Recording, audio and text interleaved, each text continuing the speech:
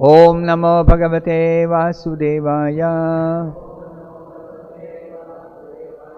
Om Namo Bhagavate Vasudevaya. Om Namo Bhagavate Vasudevaya. Narayanam Namaskritya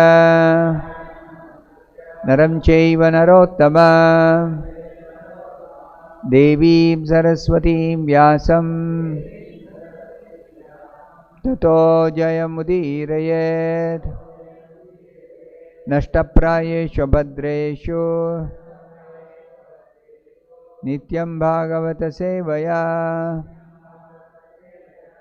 Bhagavati Uttama Shloke Bhaktir Bhavati Naishtike. Reading from Srimad Bhagavatam, Canto 9, Chapter 3, the marriage of Sukanya and Chavana Muni. Text 10. Sukanya Chavanam Prapya Sukanya Chavanam Prapya Patim Parama Kopanam Patim Parama Kopanam Prinayam Asa Chittagnya Prinayamasa Chittagnya Apramatta Anuvrittibihi Apramatta Anuvrittibihi Sukanya Chavanam Prapya Patim Paramakopana Prinayamasa Chittagnya Apramattanuvruttibihi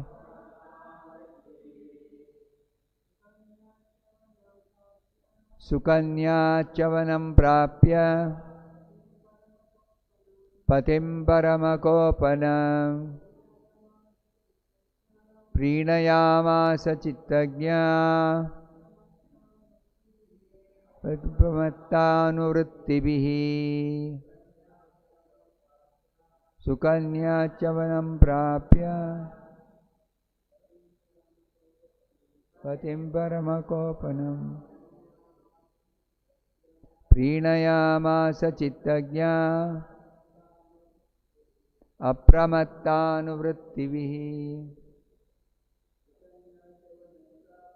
Sukanya Chavanam Prapya Patim Paramakopanam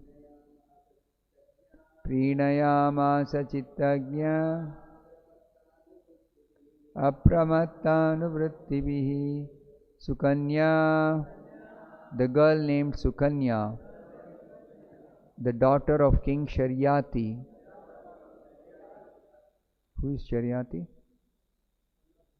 One of the sons of Vaivasvata Manu. One of the 10 sons of Vaivasvata Manu. Chavanam, the great sage Chavana Muni. Prapya, after obtaining. Patim, as her husband.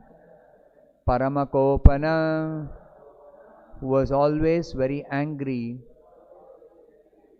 Prinayamasa, she satisfied him. Chittagnya, understanding the mind of her husband. Apramatta anuvrittibihi, by executing services without being bewildered.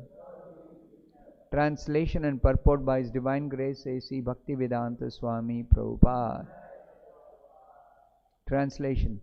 Chavana Muni was very irritable, but since Sukanya had gotten him as her husband, she dealt with him carefully according to his mood. Knowing his mind, she performed service to him without being bewildered. Please repeat this translation. Chavana Muni was very irritable, but since Sukanya had gotten him as her husband, she dealt with him carefully, according to his mood. Knowing his mind, she performed service to him without being bewildered. Purport by Srila Prabhupada. This is an indication of the relationship between husband and wife. A great personality like Chavana Muni has the temperament of always wanting to be in a superior position. Such a person cannot submit to anyone. Therefore, Chavana Muni had an irritable temperament.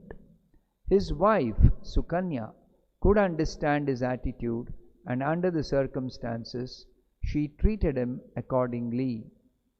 If any wife wants to be happy with her husband, she must try to understand her husband's temperament and please him. This is victory for a woman. Even in the dealings of Lord Krishna with his different queens, it has been seen that although the queens were the daughters of great kings, they placed themselves before Lord Krishna as his maidservants. However great a woman may be, she must place herself before her husband in this way. That is to say, she must be ready to carry out her husband's orders and please him in all circumstances. Then her life will be successful. When the wife becomes as irritable as the husband, their life at home is sure to be disturbed or ultimately completely broken. In the modern day, the wife is never submissive, and therefore home life is broken even by slight incidents. Either the wife or the husband may take advantage of the divorce laws. According to the Vedic law, however, there is no such thing as divorce laws, and a woman must be trained to be submissive to the will of her husband. Westerners contend that this is a slave mentality.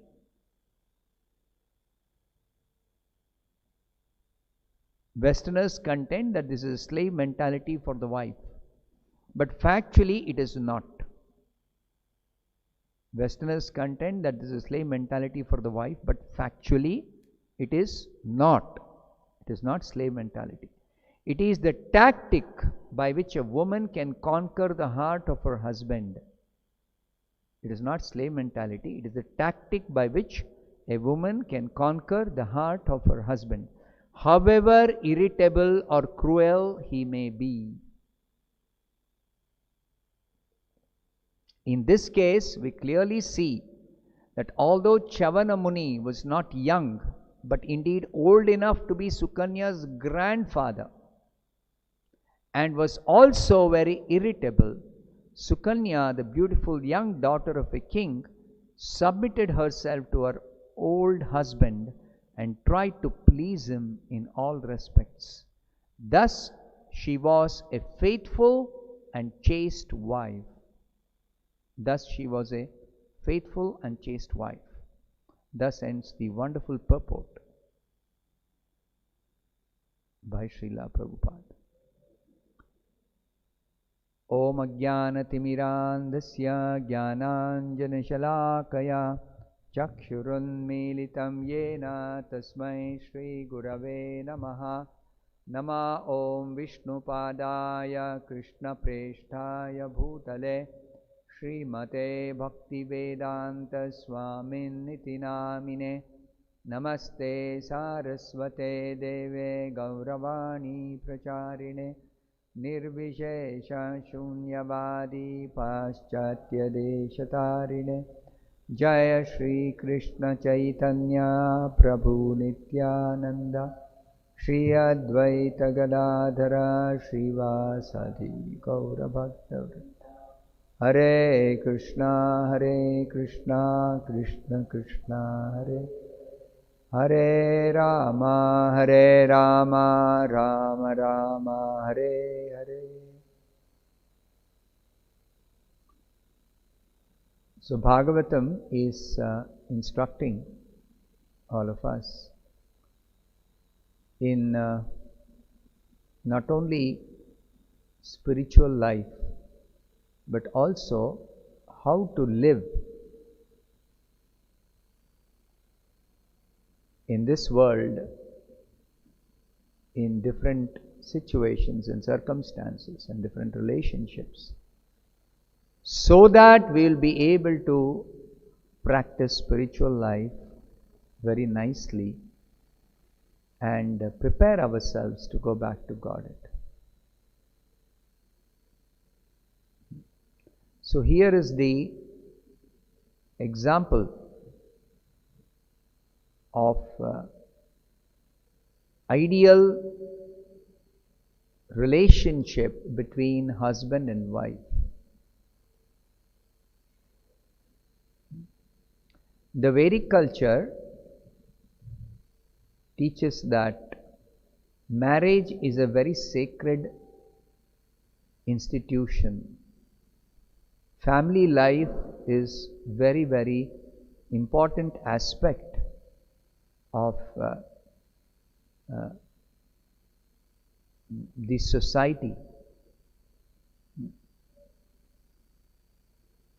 Srila Prabhupada says many times that in the West, because there is no fixed up family life, there are so much of unrest among the teenagers particularly, and in general among the children. So much of unrest. Neither are the parents happy or peaceful. Their life is also completely disturbed in so many ways. So here the example is given. Of course, this is under extraordinary circumstances this happened. But in any case, still the lesson is there for all of us, that the daughter of the king, she is a princess. Sukanya is the daughter of King Sharyati. She is a princess. And even though it was not her father's intention to marry her to this Chavana Muni, circumstances were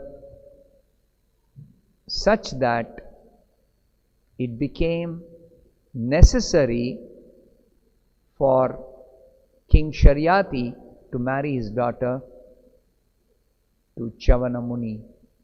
That is explained in the previous few shlokas. I may just read them to refresh our memory.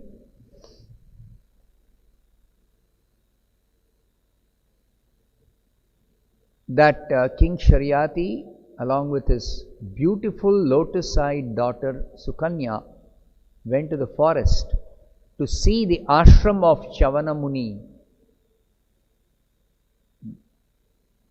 So visiting saintly persons was a common practice for people living in household life. Formerly,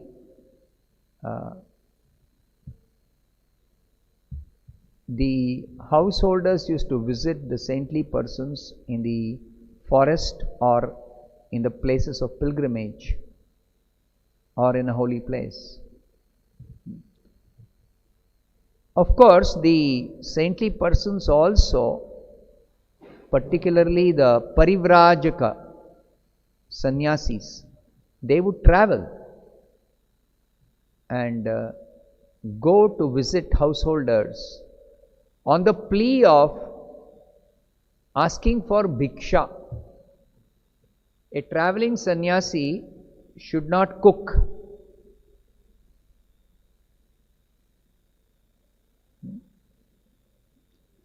he should beg for some prasadam, either from a temple or from somebody's house, somebody's home. And there are very stringent rules for this, that a sannyasi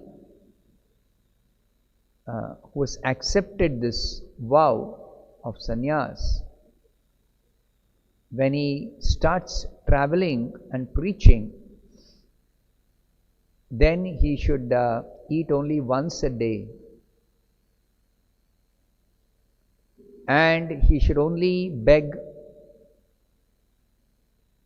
once in the afternoon, around noontime,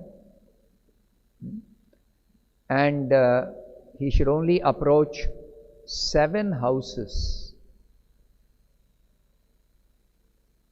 If all the 7 houses they refuse or they don't give for whatever reason, then he has to satisfy himself with whatever else is available in the form of fruits, roots, berries, water.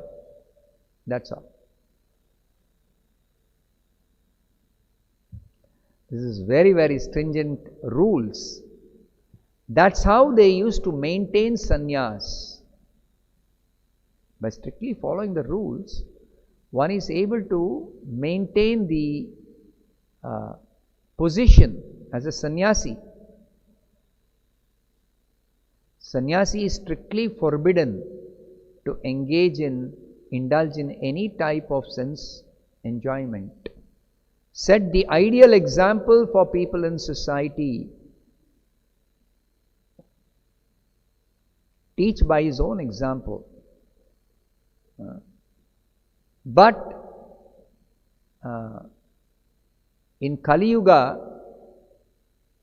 since the conditions are very, very different than in other earlier yugas, the ashramas, brahmacharya, grihastha, vanaprastha, sannyas are not so nicely organized. There is practically no brahmacharya training. So without proper brahmacharya training, how can somebody develop that sense of vairagya, understand and realize the importance of renunciation or detachment, material detachment? Without practicing brahmacharya, it is very difficult. So, untrained brahmacharis, when they enter household life, then householder life is a bigger bewilderment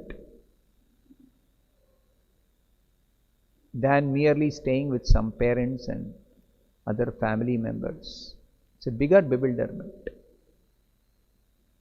especially for the man,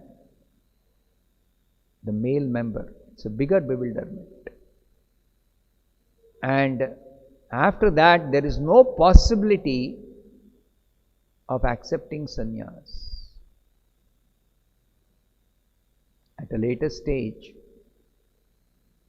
one who has not been trained in brahmacharya, one who has not undergone has not followed the rules of grihastha, being not trained, not able to follow, due to so many different reasons, such a person cannot accept sannyas. Therefore, in Kali Yuga, sannyas is forbidden.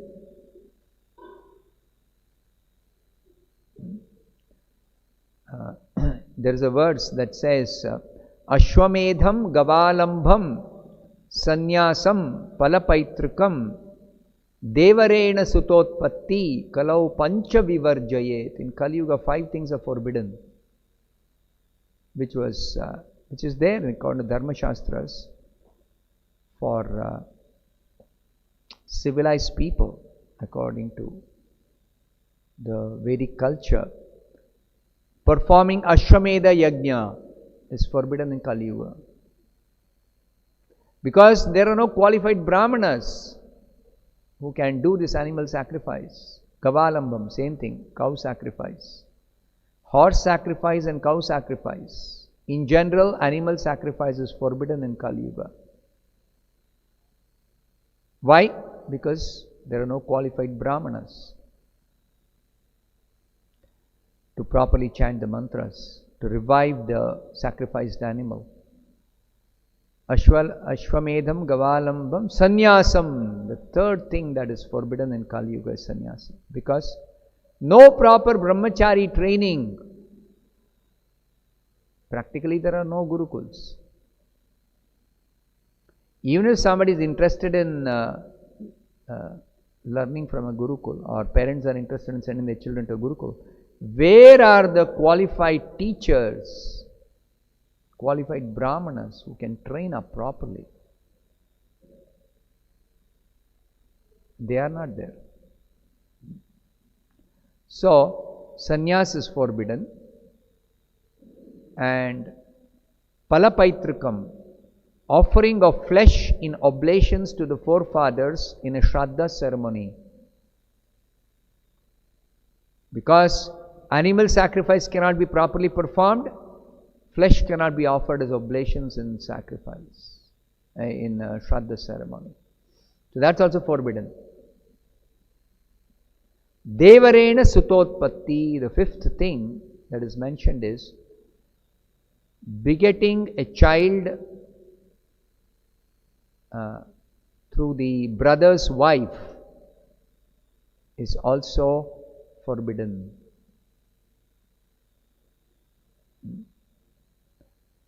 That's because the training is not there. Again, the same thing, brahmacharya training is not there. Correspondingly, for the girls, training in chastity at home by the mother especially, and in general by the parents and the elders of the family, that is also not so perfectly available. So, on the whole, due to this circumstances in Kali Yuga, sannyas is actually forbidden. Then somebody will say, how do you accept sannyas? So the reason for accepting sannyas within the preaching movement is only for the sake of preaching. Only for the sake of preaching. And also, anybody engaged in devotional service, completely dedicated for serving Krishna, such a person is considered to be a sannyasi, irrespective of whichever ashram the person may be in.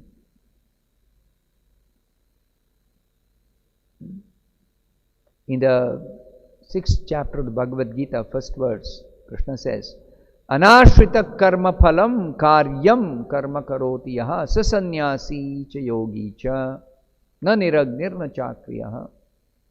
Krishna says sannyas doesn't mean giving up all responsibilities of performing yajna, niragnir, na cha akriyaha. Akriya means not doing the duties of a householder or duties of a brahmachari or a vanaprastha, giving up all this in the name of sannyas. That is not the spirit of sannyas. The spirit of sannyas is anashrita karma phalam karyam karma karoti yaha. One should give up all results of one's activities, sacrifice the results of activities entirely, and perform one's duties perfectly. Perform one's duties. Sometimes in the name of giving up results of one's activities, one completely stops performing the activity itself. No, activity must be performed, duties must be performed, but the result should be sacrificed. Sacrificed at least for a higher cause. Actually, the result should be sacrificed for Krishna. But if one is unable to sacrifice the results for Krishna, then one should sacrifice the results for a good cause, higher cause. So in this way, one is actually able to practice sannyas in spirit. Such a person is a renounced person. That way women don't accept sannyas even in the Vedic culture. But they can practice this, doing their duty and sacrificing the results for Krishna. They are as good as sannyasis. Anybody who does this is as good as a sannyasi. Is actually a renunciant. Sannyasi means renunciant, renounced. Such people are eligible for liberation simply by doing their duties as given in the scriptures and sacrificing the results for Krishna. Anybody can actually become liberated. Anyone. Completely free from all material bondage. So, the ideal relationship between husband and wife, how it should be properly developed, is explained particularly in this purport by Srila Prabhupada. The Sukanya was married to Chavana Muni because I was just telling the background that they went to visit the ashram of Chavana Muni, and Chavana Muni, he had buried himself underneath the ground. These are all mystic powers by which they will be undisturbed by any external disturbances. And he was sitting and underneath the ground, and he was doing his meditation. And this daughter of King Sharyati, the Sukanya, she saw two holes. Is it two holes or what?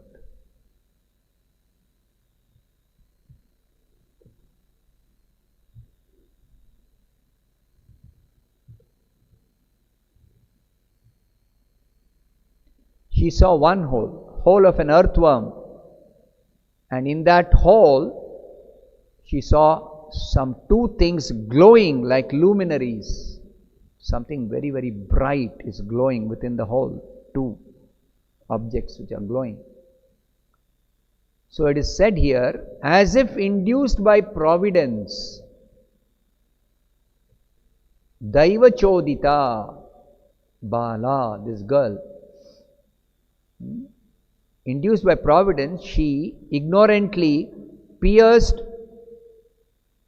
that what was glowing with a thorn. They were in the forest, so she picked up one thorn and she pierced the two glowing things, and immediately blood began to ooze out.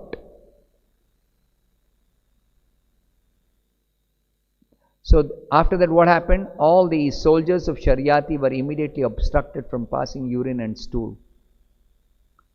And then the king spoke to his associates someone has done something wrong to Chavana Muni, because they come to Chavana Muni's ashram. Therefore, this has happened. He could understand. This is something very, very unusual. So then this daughter of Sharyati, when she heard her father speak like that, then she said to her father, I have done something wrong. So he was trying to find out who has done something wrong. So she said, I have ignorantly pierced 2 luminous substances with a thorn, and blood was oozing out. So then Sharyati was very much afraid. He tried to appease Chavana Muni, for it was he who sat within the hole of the earthworm, and he was engaged in his spiritual duties. So, Prabhupada says that when this King Sharyati tried to appease Chavana Muni, he was not to be appeased so easily. So, he submitted, the king submitted that my daughter has, committed an offense unknowingly. So kindly pardon her. Then the Muni inquired from the king whether the daughter was married. So Sharyati said, no, she is not married. So that question itself indicated that the king had to give his daughter in charity to escape the danger of being cursed by this Chavana Muni. So immediately the king, in order to pacify Chavana Muni, before he could curse, he offered his daughter in marriage to Chavana Muni. And Chavana Muni was appeased, and the king returned home. Now this girl, Sukanya, princess, she is married to this Muni. What is his nature? It is described here that she had gotten him as her husband, who was very irritable. Patim parama kopanam. He would get angry for small reasons. Very angry. But this Sukanya, she dealt with him very carefully, according to his mood. And she performed her service to him without being bewildered. Apramatta anuvrittibihi. So this is the secret of happy married life. Even if the husband is such an old person, it's described, his age was like he could have been her grandfather. He's so old, this Chavana Muni. And his nature is that he is very irritable. So in spite of this situation, she was not bewildered. She was not disturbed in the mind. She decided that she is going to do her duty as a wife towards the husband. And particularly, she will try to please him under all circumstances, carefully. So Srila Prabhupada says in the purport,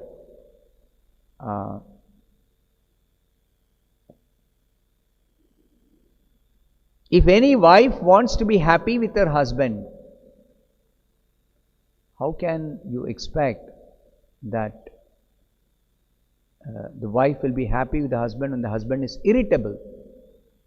So here it is told, if the wife wants to be happy with her husband, she must try to understand her husband's temperament and please him. This is a training that was given for girls to prepare them to become ideal wife. enter the Grihastha-ashrama. This was the training that was given.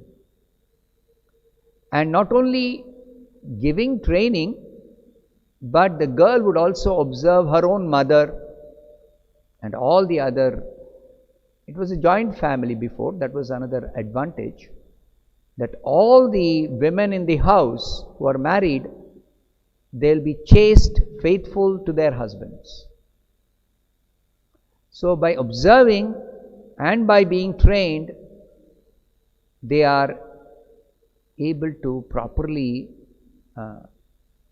live in the married life in such a way that they are able to please their husband by understanding his temperament and serving him favorably under all circumstances.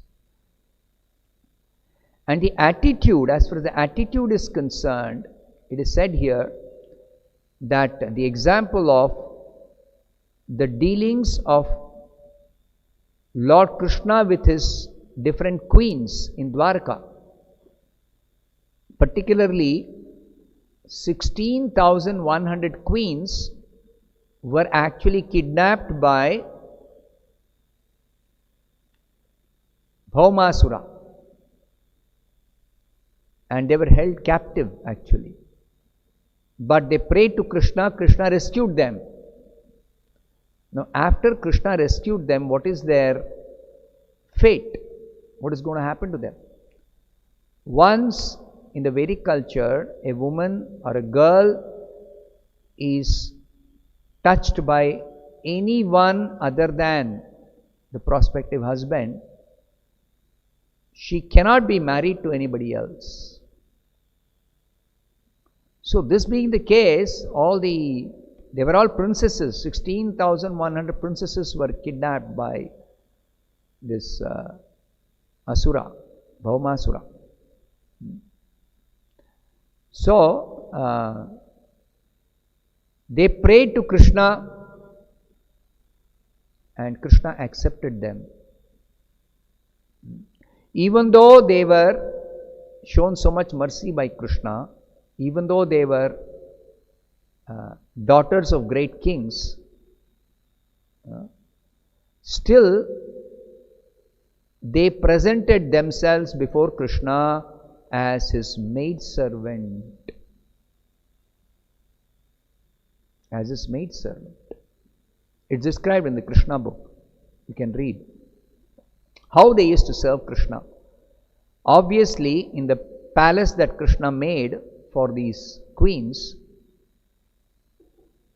there were so many maidservants and all kinds of facilities. Royal life. But in spite of so many maidservants, the queens would not allow the maidservants to do any personal service to Krishna. They would personally attend to their husband, Krishna, and serve him menially, menial service, all kinds of service, including menial services, as if they are his maidservant. So that is the attitude. Now what happens is, as Prabhupada says here, however great a woman may be, she must place herself before her husband in this way. She must be ready to carry out her husband's orders and please him in all circumstances. Then their life at home is sure to be, then her life will be successful. The life of the woman is successful. And they can lead a happy married life. That is also told here. If any wife wants to be happy with her husband, guaranteed that family life, married life will be a happy one. But on the other hand, if the wife becomes as irritable as the husband, because husband is irritable, so wife will think that I will also be irritable. then life at home is sure to be disturbed. Naturally, there will be friction, there will be so much disturbance. Or ultimately completely broken. Up to a certain point, certain extent, they may live together, even both being irritable under different circumstances. But if it continues, then very soon family life will be broken. So therefore, in a modern day situation, Prabhupada is telling that there is this divorce law which either the wife or the husband may take advantage. And consequently, the family will be broken. According to Vedic law, however, there is no such thing as divorce laws. Dharma Shastra does not have any divorce laws. And according to the Dharma Shastra, a woman should be trained to be submissive to the will of her husband. Then only there is proper family life possible, particularly the children. Children cannot be raised properly, cannot be trained up properly if the husband and wife are not living harmoniously at home. Not possible to raise children properly.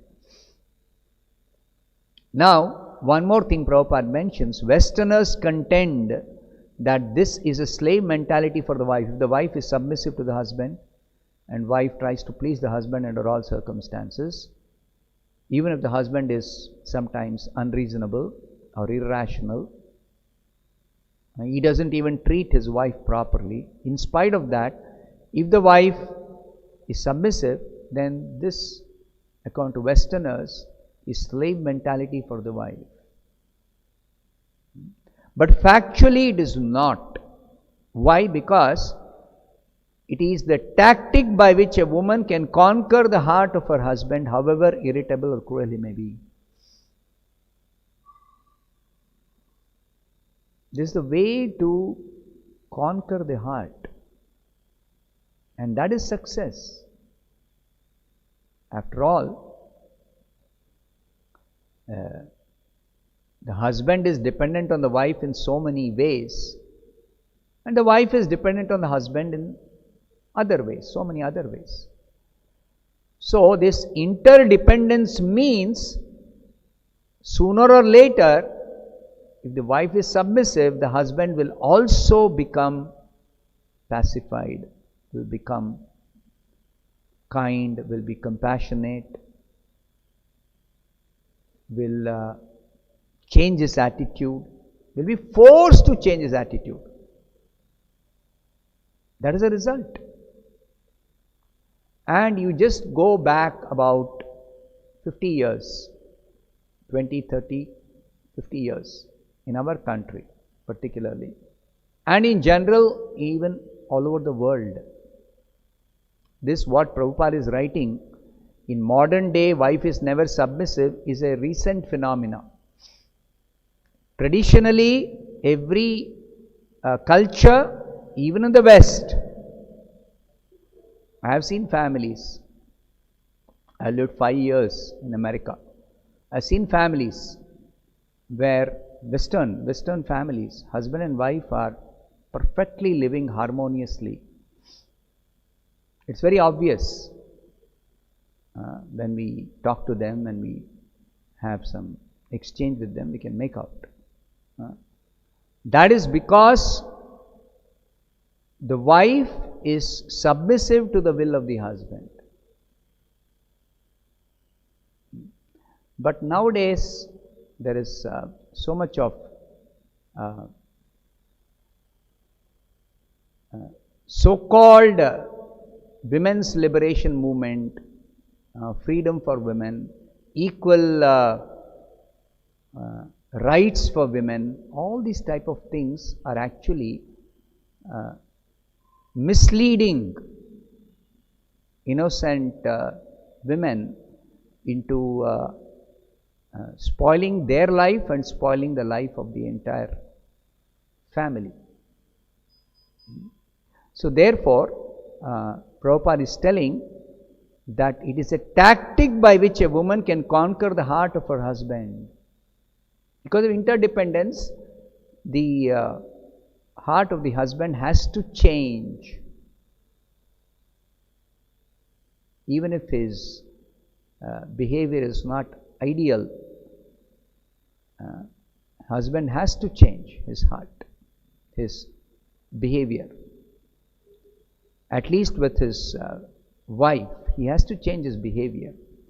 And this is human psychology. There is nothing special about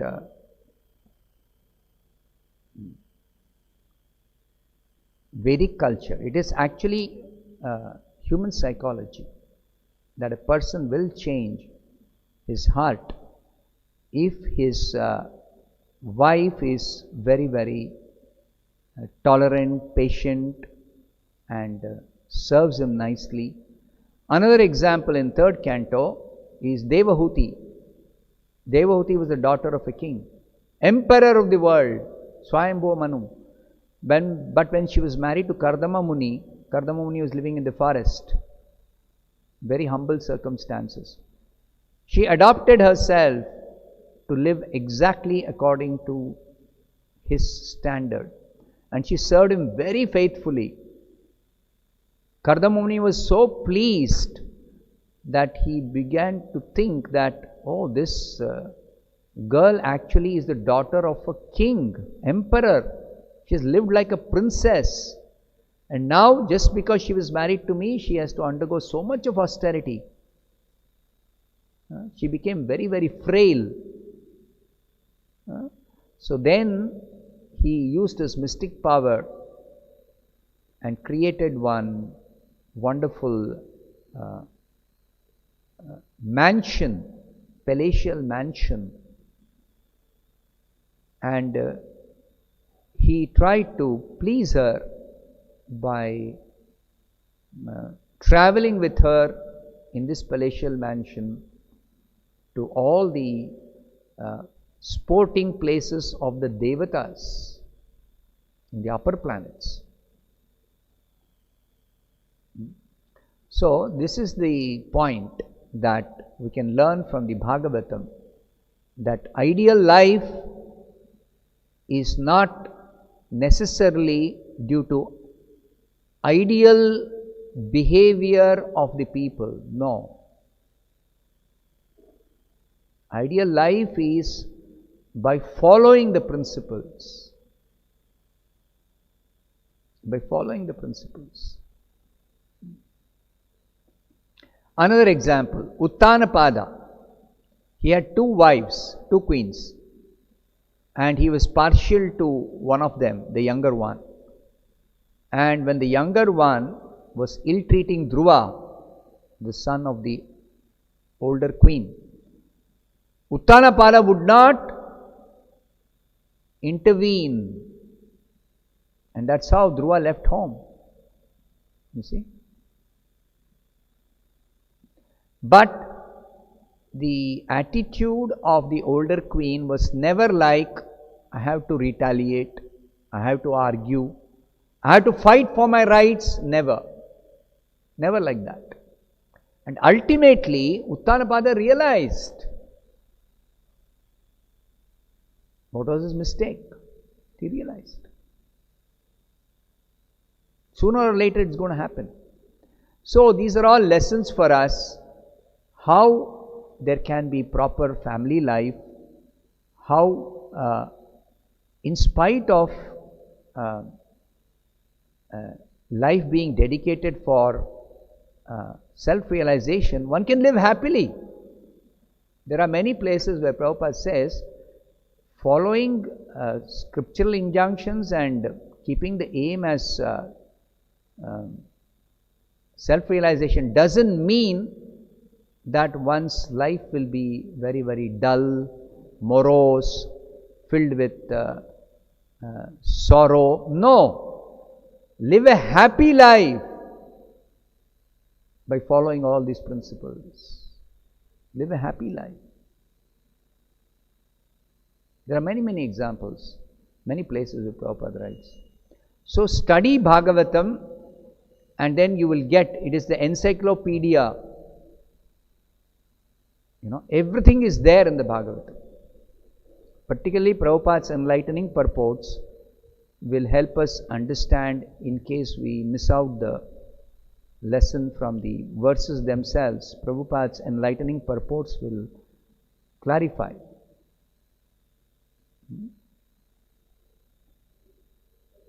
So, we'll see what happens to their married life, Sukanya and Chavana Muni. That's why an exclusive chapter is here dedicated for this. The marriage of Sukanya and Chavana. We'll read further and then we will hear what happened. We'll stop here. Grantaraj Srimad Bhagavatam ki jai, Srila Prabhupada ki jai.